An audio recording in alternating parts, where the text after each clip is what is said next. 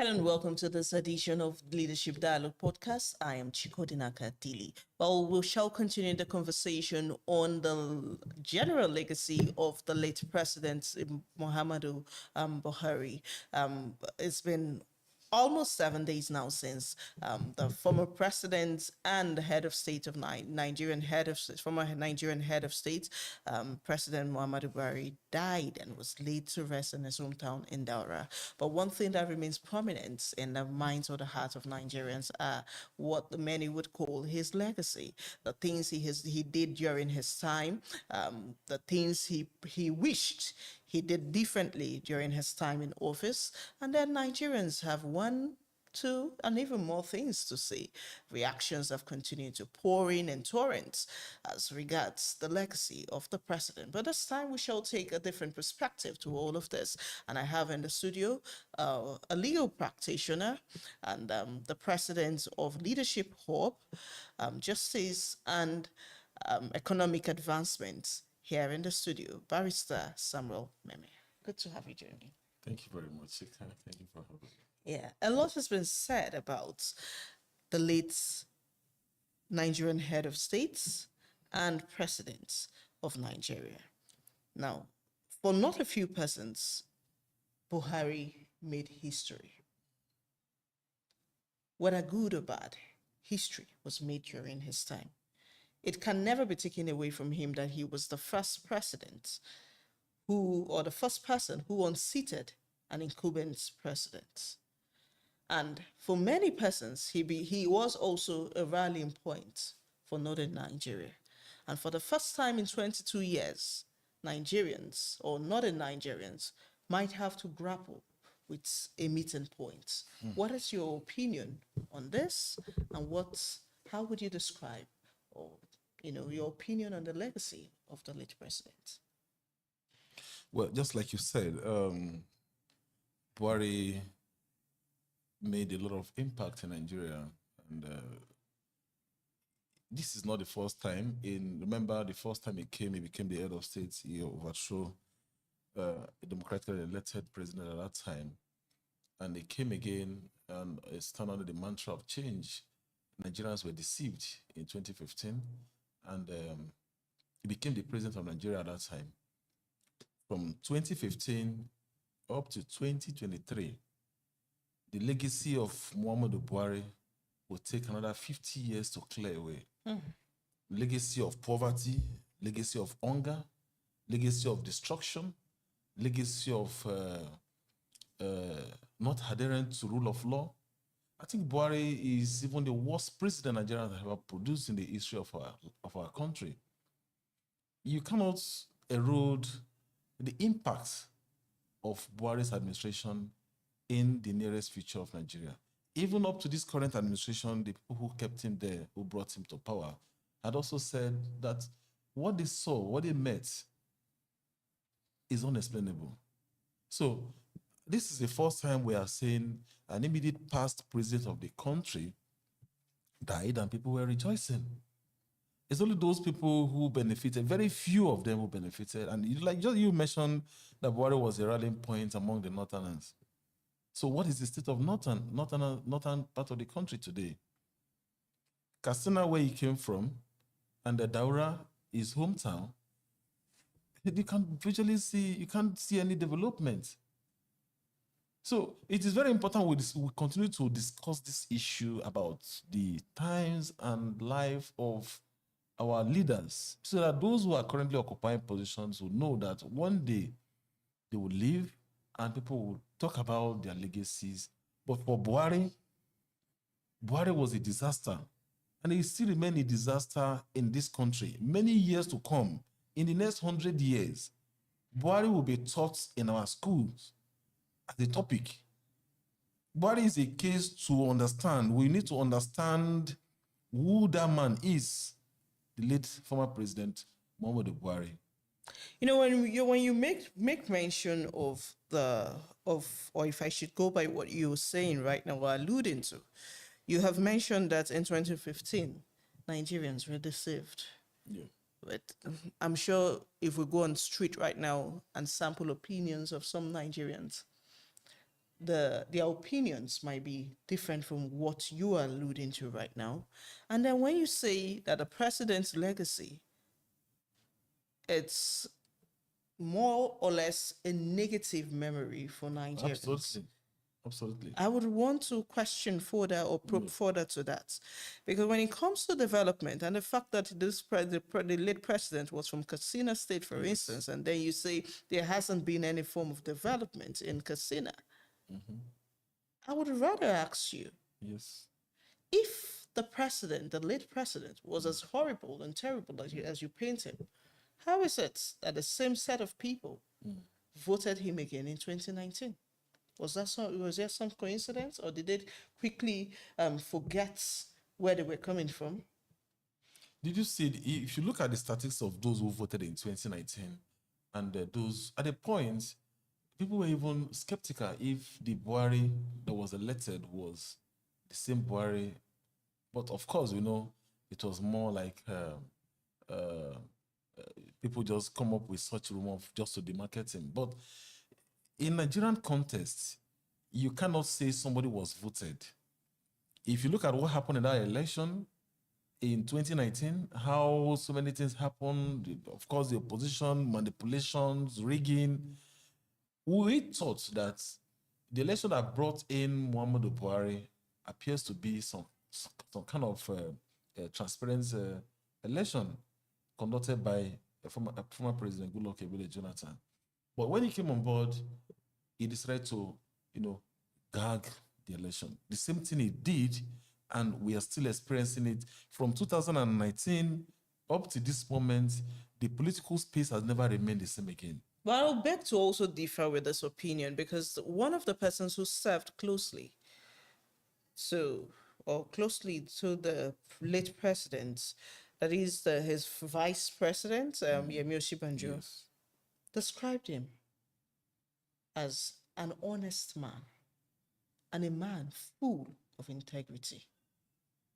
Does that in any way? You can be full of integrity, but if you are not a visionary leader, you are not capable and not competent to rule a nation.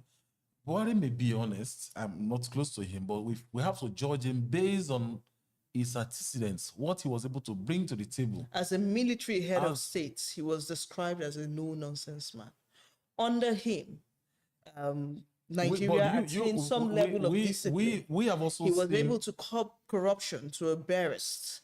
Curb corruption. Isn't that a legacy? Corruption became the highest monumental, highest in the history of Nigeria under President Muhammadu Buhari. Did you see? As a democratically elected leader. As a democratically elected But the military leader, head of state, he did also very well. I think probably because he was younger at that time. But even then, there were So people, apparently age was a limiting factor. age was also a limiting factor, because I believe that most of the things that happened during the administration from 2015 up to 2023, most of the things happened behind his knowledge. So it is possible that he was unable to, you know, have the solid grip on his government. But even then, there were other areas where witch hunting, intimidation, harassment, Buhari suppressed democratically structured system of Nigerian government. Under President Muhammadu Buhari, you cannot protest.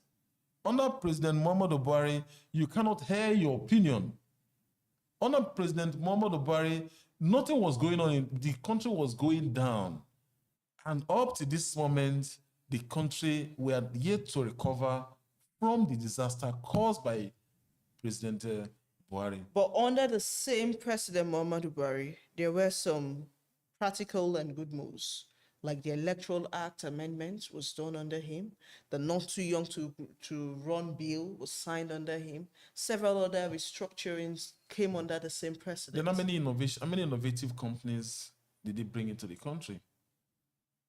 Look at the roads. Look at this insecurity in the north. But you don't judge a man from one prison. So what can you now say? What is the good thing about Buhari? There were electoral reforms under him. Electoral reform that did not follow to the details. Look at what happened in 2023. Election conducted by his administration in 2023 was rated to be the worst election in the history of Nigeria, if not in the history of Africa. The election was marred with a lot of irregularity. In fact, we now see the worst in Nigeria from 2015 down to this time. In fact, it set a precedent that it is now very easy for any successive administration to continue to gag Nigeria and destroy the country. So you cannot say that there is anything attributed or legacy attributed to Buhari. If there is any legacy attributed to Buhari, they're all negative tendencies that you can attribute to former President Muhammadu Buhari. Legacy of hunger, legacy of intimidation, legacy of suppression, legacy of oppression, legacy of disaster, legacy of economic backwardness, legacy of in fact, whatever you can even imagine as negativity, this is what this man, Muhammadu Buhari, brought upon Nigeria. Very sad. I'm still looking forward to see any citizen in this country who have not held any position in this country or who have not participated in his administration that will come up to say, oh, we love Muhammadu Buhari. Now, Barrister, do you not think you're being a bit judgmental? This is a president who perhaps too harsh on the legacy of the late president? I say this because for some social, political, and economic watchers, Nigerians have never had it this bad. For many of them, when compared, they tell you that they would prefer that a President Buhari is still the president of Nigeria. Because as far as they were concerned, under him, Nigeria attained some level of progress compared to what we see with the current administration. So, no, if we want to talk about this current administration, is a different ballgame entirely. Because we know that all Buhari wanted to become was to become the president of Nigeria. He kept trying. Buhari is one man that God has shown so much mercy. But what did he do? Buhari destroyed Nigeria. The current administration still have time to amend their ways. And I believe it is easier for any person to, for instance, but President Bola Ahmed Tinubu is just 2 years into his administration. So he still have opportunity to correct whatever he can. So rather than playing politics and trying to bring in all the governors to his political party or bringing everybody who participates in politics to join his political party, he should rather channel that energy towards developing the country, bringing up ideas that can shape this country. So when you try to compare Muhammadu Buhari's administration with the current administration, of course, you will say that Buhari's administration was better. But I can tell you that the legacy Muhammadu Buhari laid from 2015 is still what this current administration continues to progress into. You know what? We'll take this legacy one after the other. Yeah. From economy to justice reform, judicial reforms to political reforms and electoral reforms, as we may say. But we'll do that after this break. To stay. Camera rolling. Light set. Sound check. And action. Hello everyone, welcome to today's program, a program where we get to talk custody. about the Also daily lawyers custody. dissect legal issues with intent to educate. This is the perfect space to create professional quality videos, recording news, podcasts, and all media content. With top-of-the-line cameras, studio lighting, soundproof spaces, we provide everything you need for a seamless shoot. Our fully equipped studio ensures high-quality production every time. Enjoy a comfortable, air-conditioned environment with professional-grade gear and expert support. Contact us now or visit our Abuja location to reserve your spot.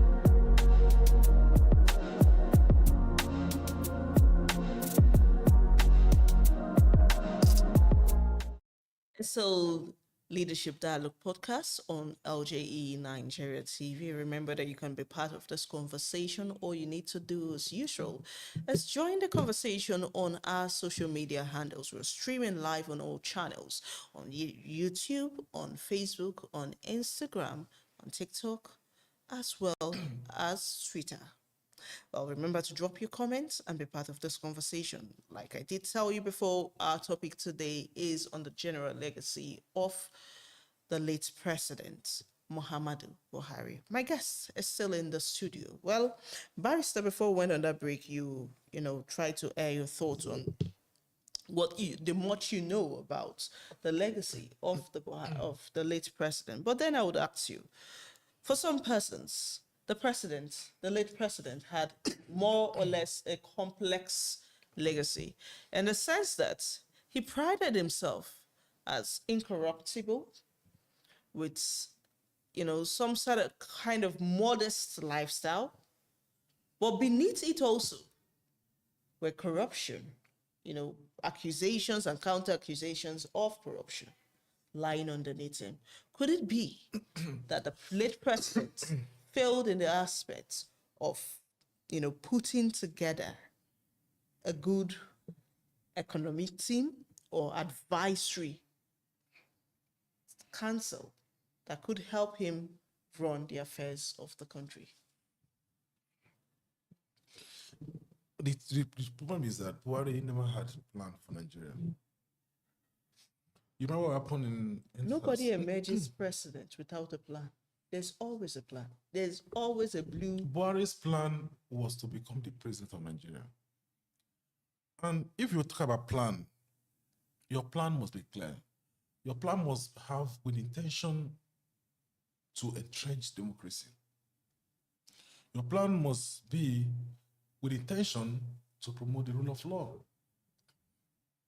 Your plan must be with intention to advance the cause of security. Your plan must be for economic advancement and economic prosperity of the country. So what Buhari simply did during his time as the president was to just come, sit on that seat as the president of Nigeria, and life was being wasted. The country was going down. No improvements, no infrastructure, no development. Everything was going down. And sometimes, of course, you watch during events, when it's actually saying it's not well. Hold your thought, Barrister. Under Buhari Hold your thought, administration, Barrister. We'll go on a short break, and when we return, the conversation continues.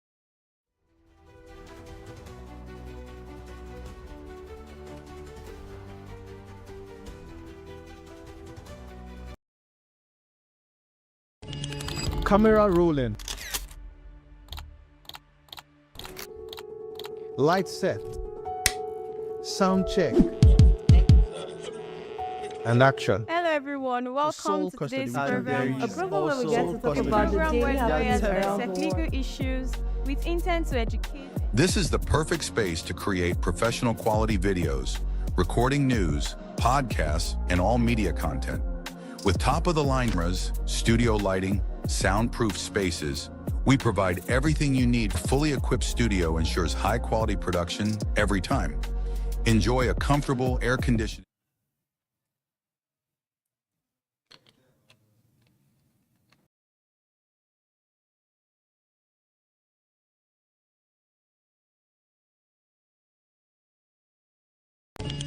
Camera rolling. Light set. Sound check. And action. Hello everyone, welcome to today's program. A program where we get to talk custody. about the Program daily where lawyers lawyers dissect legal issues with intent to educate. This is the perfect space to create professional quality videos, recording news, podcasts, and all media content. With top-of-the-line cameras, studio lighting, soundproof spaces, we provide everything you need for a seamless shoot. Our fully equipped studio ensures high-quality production every time. Enjoy a comfortable, air-conditioned environment with professional-grade gear and expert support. Contact us now or visit our Abuja location to reserve your spot.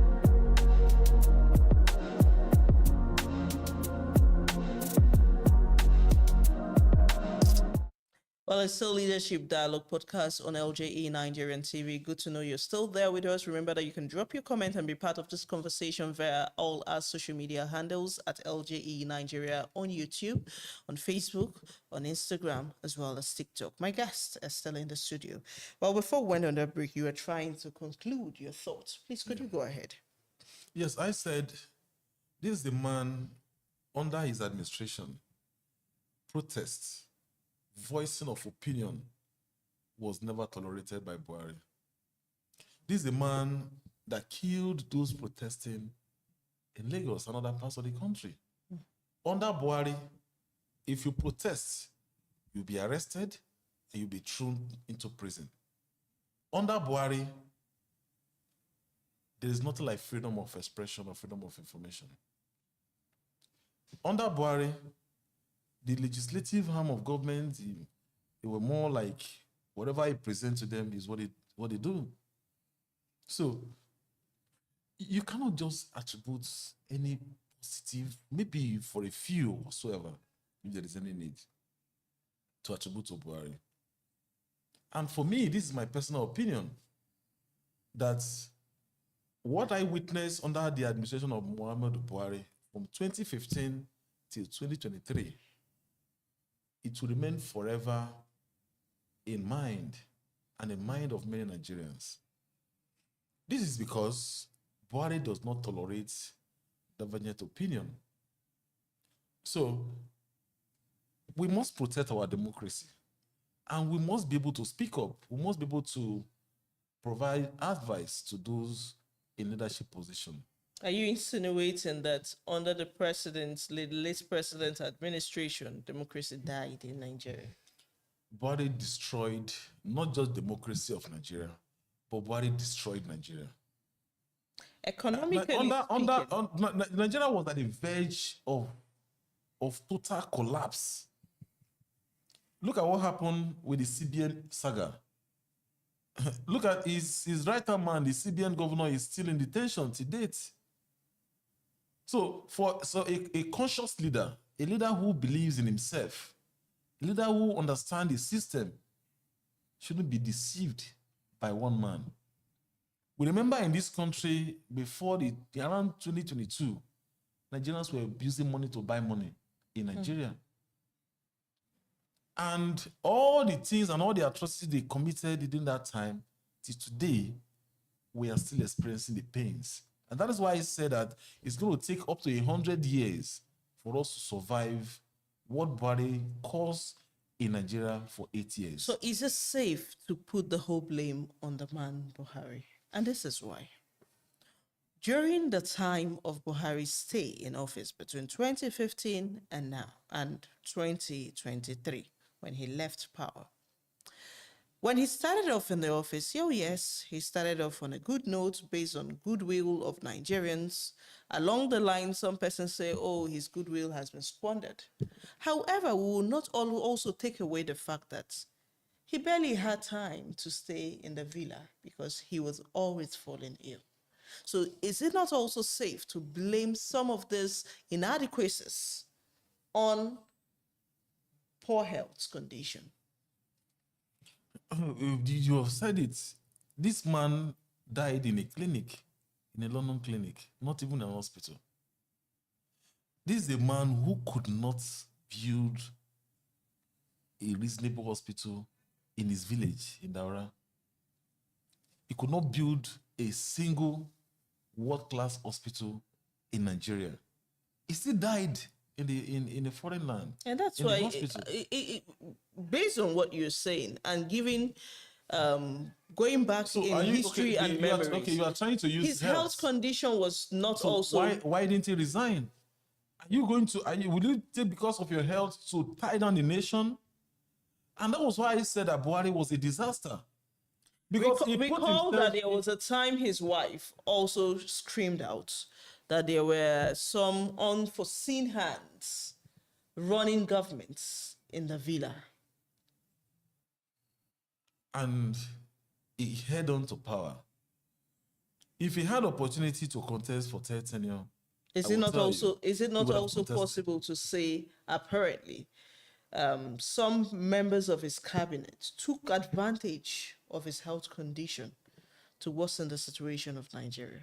Who appointed the members of his cabinet? He did. So what are you talking about? He is the principal, and he takes responsibility of the actions of his agents. So he appointed his like minds to run the system. This is a man who refused to watch television. He refused to read newspaper. Because these complaints are in the open. If you mean well for your country, you must make yourself available to access public information. That would definitely guide your conscience and your decisions. But you would also agree that economic crunch did not start under the Buhari's administration. And then what solution did they bring? He was elected to change the country from bad to good, as he claimed. But we all know that as at the time Buhari left in 2023, Nigeria was worse off than where he met Nigeria. As terrible as the situation was, he was able to maintain some leverages economically by maintaining the dollar at 167. By ensuring that the poverty index in Nigeria did not deepen further. But under the current administration, can such be said? Well, I think sometimes in this current administration is a different ballgame entirely. Because again, you have a president who have so much interest to become the president of Nigeria. Of course, we know for you to become the president, you must first develop the interest to become the president. Unfortunately, Tinubu is too political. And that is one of the major challenges he's facing today. So what President Tinubu ought to do is to deliver the dividends of democracy and the rest will flow. At least we are talking about someone who have led and he has concluded his tenure. We can see the beginning to the end. But Tinubu, President Bola Ahmed Tinubu is still a work in progress. But work in progress we have seen so far under this administration is even worse. And this is a wake-up call on him that he should rather focus on development rather than the politics. If he's able to do whatever he can do within the first 4 years of administration, nobody guarantees anybody, the constitution does not guarantee anybody that you must run for 8 years. Does this not also open up another part or kind of conversation where we talk about the functionality of political parties? Because we have just been talking about, oh, Buhari did this, Buhari did that, under his administration, he did this and that, oh, he was so terrible. But then we forget that he rode under a party, the All Progressives Congress. And the All Progressives Congress came into power with the mantra of change. So does it not behove on the All Progressives Congress when they see that the reason for which they came into power, perhaps the person holding the swing at that point is deviating? Isn't it their responsibility to call the president to order? The All Progressive Congress, the APC, is a political party by name, but in operation, is not a political party. How so? Yes, because a political party that cannot sustain a manifesto is not a political party. What you see in the APC is individual agenda. Buhari came and he said change. Then President Tinubu came and he said renew hope. So there is no ideological factor or there is no manifesto, a driven manifesto by that political party. But before a political party is registered, the independent electoral the independent electoral body comes up and asks that you present all of your reasons for which you are forming. For formality. Yeah. Is that for formality? Of course. Shouldn't that be called upon when a party is deviating? Ooh. I mean, that's an electoral umpire, for crying out loud. So their responsibility goes beyond just ensuring that political parties are formed. They are like a regulatory body for political parties. INEC is a regulatory body for political parties, but INEC cannot decide how a government should govern. It is the responsibility of the citizens to decide what they should do when the government is failing. But when the that is why- citizens are unable to get to the government, the easiest places they could reach first is the political party, isn't it? And that is why I said, The leaders of the political party. and that is why I said that what they are doing in such a political party is personal interest, self-serving interest. There is no collective interest in our political party system, particularly the ruling political party. They do not have an agenda for the country. If you have an agenda for the country, you will continue with the agenda. You don't change your agenda based on the person that is the president. The party will continue to run based on the agenda and the manifesto of the political party.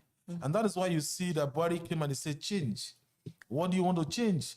He said he wants to change the country from bad to good and eventually turn the country upside down.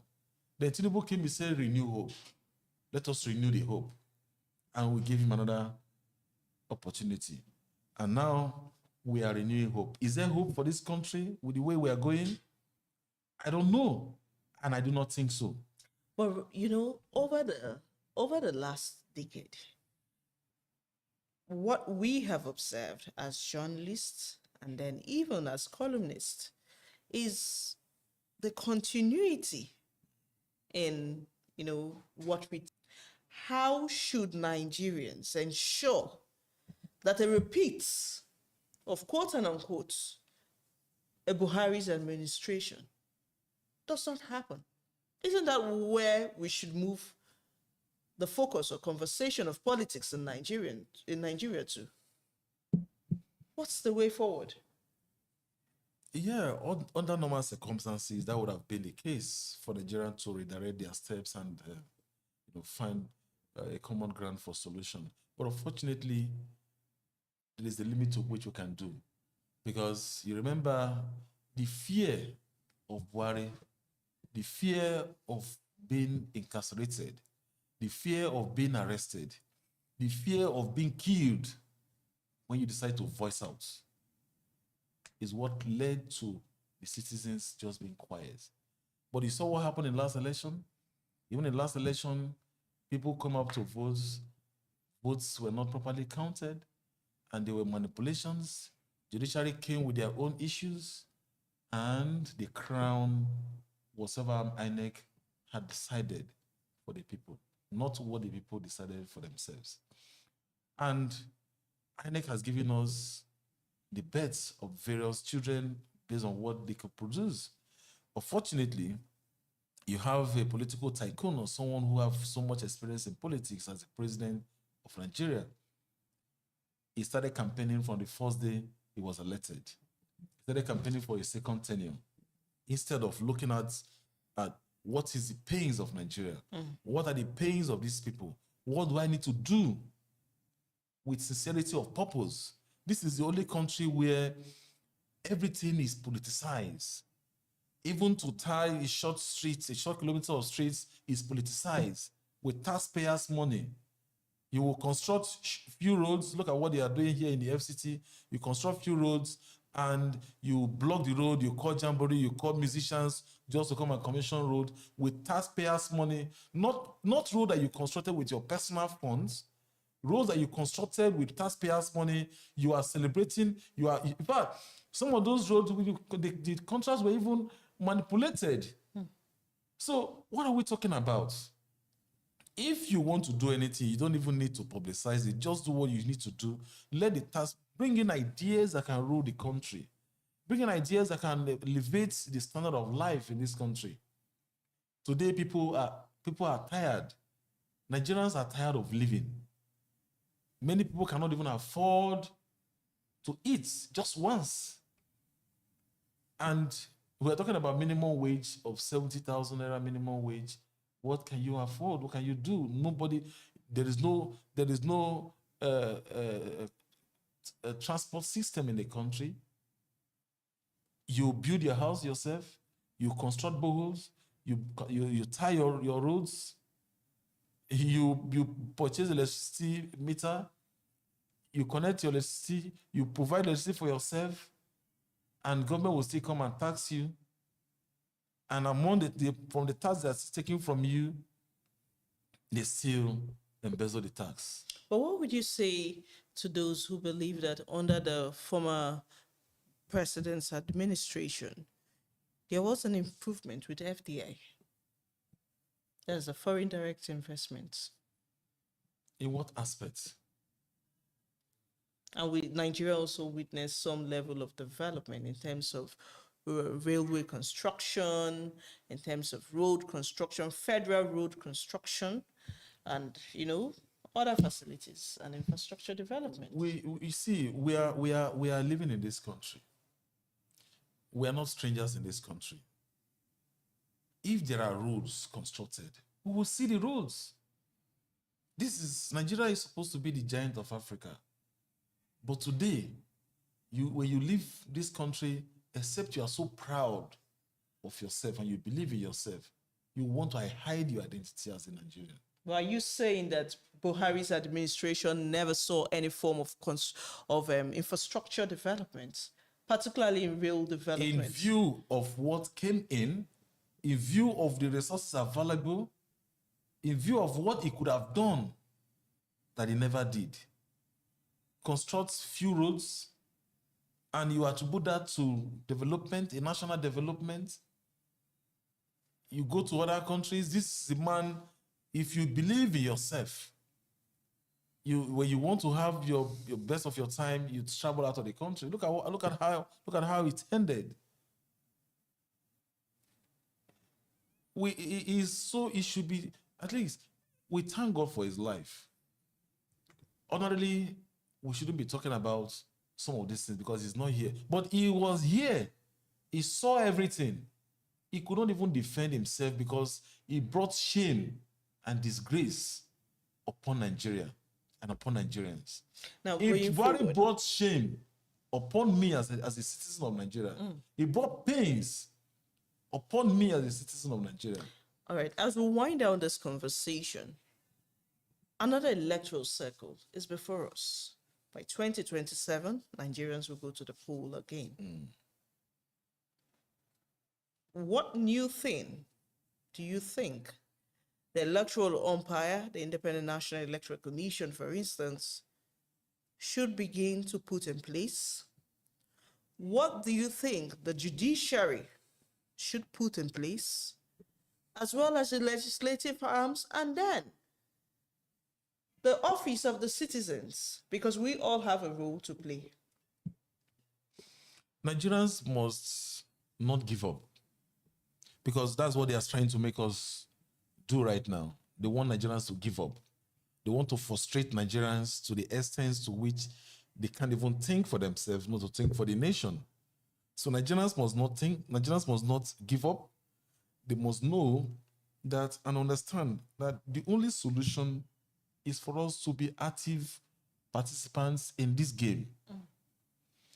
Even though you're not a politician, even though you're not interested in contesting for an election, Nigerians must begin to speak up. Nigerians must begin to get themselves involved in voting process. Look at what happened in Lagos during the last local government election. Many people did not turn up to vote because they felt it was not necessary. Nigerians shouldn't give up. So my advice for Nigerians is that this is the best time they must show up for their country. And for the electoral process, of course, we are seeing the way it's going right now. There appears to be no hope, but there is hope. So in the midst of hopelessness, there should be hope.